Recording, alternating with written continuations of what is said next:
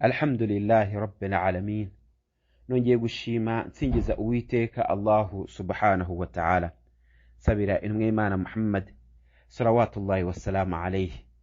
Turakomeje aho tugenda twivura indwara y'ibyaha mu gitabo cya Ad-Da'u wad-Dawa cya Ibn Qayyim rahmatullahi alayhi, aho yakomeje agira ati: wa rubbama ittakala ba'd al-mughtarrin ala ma yara min ni'amillahi alayhi fi dunya. Kandi ni nkuko ushobora gusanga hari abirara bitewe n'amahirwe n'inema bafite ahanga kuri iyi si. Umuntu akaba afite ifaranga cyangwa se ibyubahiro, agakeka ko ari nkuko Ibn Qayyim yabivuze agira ati: wa yadhunnu dhalika annahu min mahabbati llahi lahu. Agakeka ko ari ikimenyetso cy'urukundo Imana yamushizeho. Muzabumva rimwe na rimwe bagira bati: iyi Imana itaza kunkunda, iyi Imana itaza kunshima, ntiyari kuma ibingibi mfite, ntiyari kuma iyi sadaka kugira ngo nyibahe. Mu mutima akaba yabitekereza rimwe na rimwe, noneho yamara kwirara bikarenga n'ururimi akabivuga. Fana'udhu billahi min dhalika. Wa annahu yu'tihi fil akhirah afdal min dhalik. Mu mutima we cyangwa se aganira na bagenzi we kavuga ati: iki ni ikimenyetso cy'uko Allah subhanahu wa ta'ala azama ibirenze ibingibi mfite ahanga kuri iyi si. Fa subhanallah. Wa hadha min al-ghurur. Ubwo n'ubwibone, uko n'ukurengera. Iyo ni imyumvire ipfuye, aho umuntu yumva ko kuba afite ibyubahiro ahanga kuri iyi si, kuba avuga rikijyana, kuba afite ifaranga, kuba afite abana beza n'iki, aricyo kimenyetso cy'uko Allah subhanahu wa ta'ala yamukunze. Qala al-Imam Ahmad.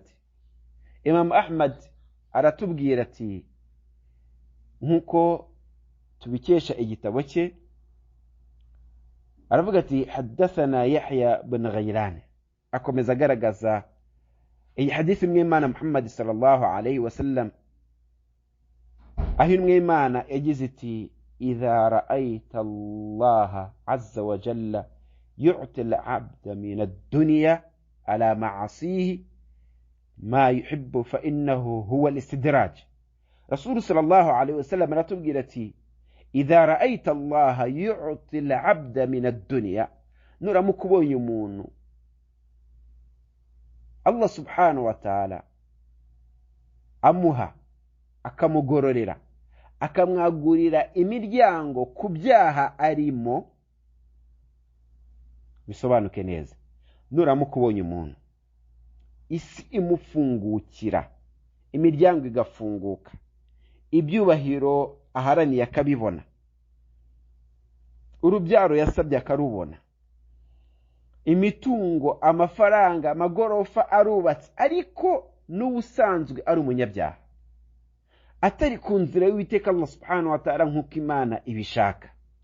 Fa innaha huwa al-istidraj. Fa innama huwa al-istidraj. Uko ni ugusuzugurika, uko ni ukumanuka mu nzego ahangaha kuri iyi si no ku munsi w'imperuka. Naam, uratambuka bakawukomera amashi, ariko usuzuguritse imbere y'Uwiteka Allah subhanahu wa ta'ala, usuzuguritse imbere y'abamarayika, usuzuguritse imbere y'abagaragu b'Imana bazi imvugo nk'izi ngizi. Barakureba bakavuga ati: maskini ya Mungu, arimo ariyemera, akumva ko ari Imana yahisemo. Abo bakene ukandagira barakureba iyo bamaze gusobanukirwa ko isi atari wo munzani dupimiraho ko Allah subhanahu wa ta'ala yakunze umuntu. Ahangaha Rasul sallallahu alayhi wa sallam ahita basomera imvugo y'Uwiteka Allah subhanahu wa ta'ala agira ati: falamma nasu ma dhukiru bihi fatahna alayhim abwaba kulli shay. Ngo bamaze kwirengagiza inyigisho zacu, bamaze gutera Qur'an umugongo, bamaze kuvuga amagambo arakaza Allah subhanahu wa ta'ala kugira ngo babone ibyubahiro, bamaze kuvuga amagambo arakaza Allah subhanahu wa ta'ala kugira ngo babone viza yo kujya i Buraya, bamaze kwirengagiza Uwisilamu no guhanagura amazina yabo ko ari abayisilamu, no kugaragaza ko nta cyubahiro bakesha ubuyisilamu.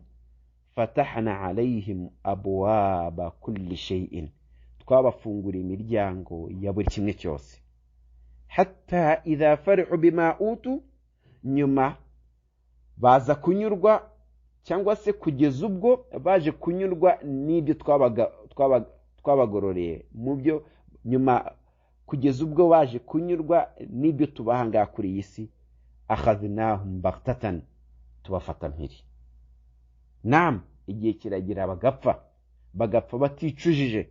Kubera iki? Kubera ko biraye, bumva ko kuba batanga sadaka nyinshi, bakandagira abakene, babiyemeraho kuba ibyo byose ari byo kimenyetso cy'uko Allah subhanahu wa ta'ala yabakunze. Kalla, ntabwo ariho dupimira ko Allah subhanahu wa ta'ala yagukunze. Naam, ushobora kwigisha abantu bakawukunda, ugakeka ko ari wowe mwigishwa mwiza, ari wowe nshuti y'Imana, kubera ko Imana ngo yashize kabulu mu bantu, abantu bose uravuga bakagukurikira, ugakeka ko ari cyo kimenyetso cy'uko Allah subhanahu wa ta'ala yagukunze. Ariko siko bimeze. Rasul sallallahu alayhi wa sallam araduha urugero rw'intumwa ku munsi umeruka izaza nta muntu n'umwe wayikurikiye. Indi ntumwa ikaza yarakurikiwe n'abantu 3, indi ntumwa ikaza yarakurikiwe n'abantu 10. Ese byasobanura ko iyo ntumwa ifite ikibazo cya ikhlas? Byasobanura ko iyo ntumwa idakunzwe na Allah subhanahu wa ta'ala?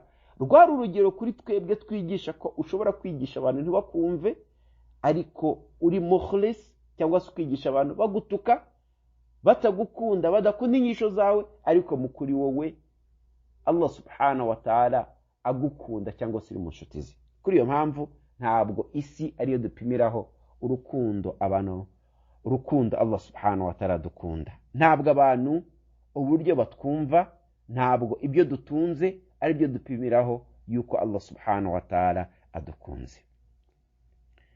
Ahangaha arakomeza agira ati, waqala ba'd as-salaf, bamwe mu bamenyi batubanjirije as-salaf, abamenyi yahavuzwe salaf, mujye mwumva abasahaba, abaje nyuma y'abasahaba, abo ngabo twigana mu myigishirize yabo, abo ngabo twigana mu myumvire nk'uko bumvishe idini, abo ngabo nibo tuba tugiye gutangaho urugero. Baravuga bati, idha ra'aita Allah yutabi' alayka ni'mahu wa anta muqim ala ma'asihi fahdharuhu, nuramuka ubonye Allah subhanahu wa ta'ala agukurikiza inemeze uri mu byaha, ujye witonda.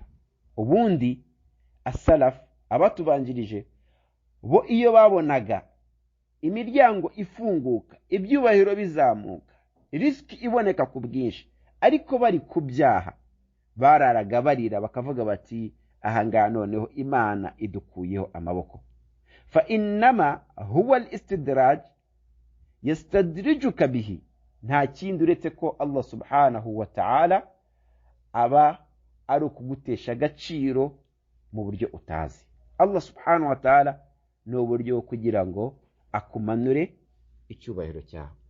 Waqad qala ta'ala, Allah subhanahu wa ta'ala akatubwira indi mvugo, aya Allah tabaraka wa ta'ala yagiye atwereka ko mukuri abahakanye kuba bagira amagorofa, bakagira imitungo, bakagira ibigiye bitandukanye mu buzima bw'isi, ntabwo ari cyo kimenyetso cy'uko Allah subhanahu wa ta'ala yaba yarabishimiye.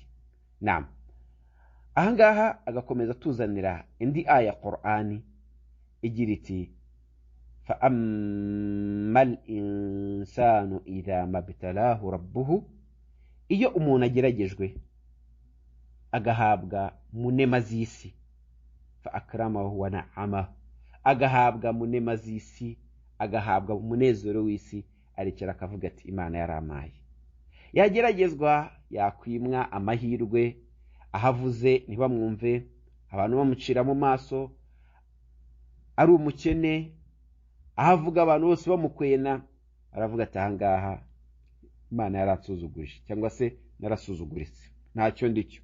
Kalla, sigaho, si ibyo. Laysa kullu man na'amatuhu wa wassa'atu alayhi rizqahu akunu qad akramatuhu. Mukuri suko buri wese nahaye inema, nkamufungurira imiryango ya riziki itandukanye, aricyo kimenyetso cy'uko mba naramuhaye. Allah subhanahu wa ta'ala atubwiriza aya ziri muri surati al-Fajr agira ati fa amma al-insanu idha mabtalahu rabbuhu fa akramahu wa na'ama fayaqulu rabbi akraman wa amma idha mabtalahu faqadara alayhi rizqahu fayaqulu rabbi ahana. Siko kubona no gufungurirwa imiryango y'ahangaha kuri iyi si aricyo kimenyetso cy'uko Allah subhanahu wa ta'ala aba yaguhaye. Kandi siko wala kullu man ibtalaytuhu wa dayyaqtu alayhi rizqahu akunu qad ahantuhu. Kandi siko uwo nteje ibigeragezo nkamubanira mu mafunguro akabura ubw'inyagamburo, riziki ikaba nkeya, akayibura, akarara inzara, aricyo kimenyetso cy'uko mba namufungure cyangwa se ari rwo rukundo rwanjye. Bal aba bombi naba nabagerageje, aba bombi wa wundi nahaye ibigeragezo by'ibibazo na wundi nahaye amahirwe, bose ni ikigeragezo. Nkuko Allah subhanahu wa ta'ala atubwira ati alladhi khalaqa al-mauta wal haya liyabluwakum ayyukum ahsanu amala. Khalaqa al-mauta wal haya, yaturemeye ubuzima n'urupfu. Ubuzima ni ikigeragezo, urupfu ni ikigeragezo, uburwayi ni ikigeragezo, nkuko n'ubukira ari ikigeragezo, nkuko ari abana ari ikigeragezo, nkuko ibyubahiro ari ikigeragezo. Allah subhanahu wa ta'ala ntugakeke ko iyo aguhaye umwanya w'ubuyobozi ari amahirwe baguhaye. Njya mbona abantu bohereza felicitation, nibohereze pole, mujya mbona abantu bohereza, mujye mwibuka ko hariya ahawe umuriro, nawe witwaramo neza ari buze kurokoka ajye mu ijuru, kandi nawe witwaramo nabi nta handi azabajugunywe mu muriro wa Gihonoma. Hadithi imwe Imana Muhammad sallallahu alaihi wasallam nayiboneka mu gitabo cya Tirmidhi, aratubwira ati inna Allah yu'ti dunya man yuhibbu wa man la yuhibbu. Allah subhanahu wa ta'ala ahereza isi uwayiha, akayiha uwakunze n'uwadakunze. Wala yu'ti al-iman illa man yuhibbu. Allah ntahereza umuntu imani uretse wa wundi yakunze. Allah ntahereza umuntu imani, ntahereza umuntu la ilaha illallah, ntahereza umuntu istiqama, kuguma ku idini no kugaragara nk'umunyedini uretse wa wundi akunda. Ariko kumva ko ibyo byubahiro wabonye, kumva ko ayo mafunguro wabonye, ayo magorofa ibyo ufite aricyo kimenyetso cy'uko Allah subhanahu wa ta'ala yagukunze, uribeshya mugaragu w'Iteka Allah subhanahu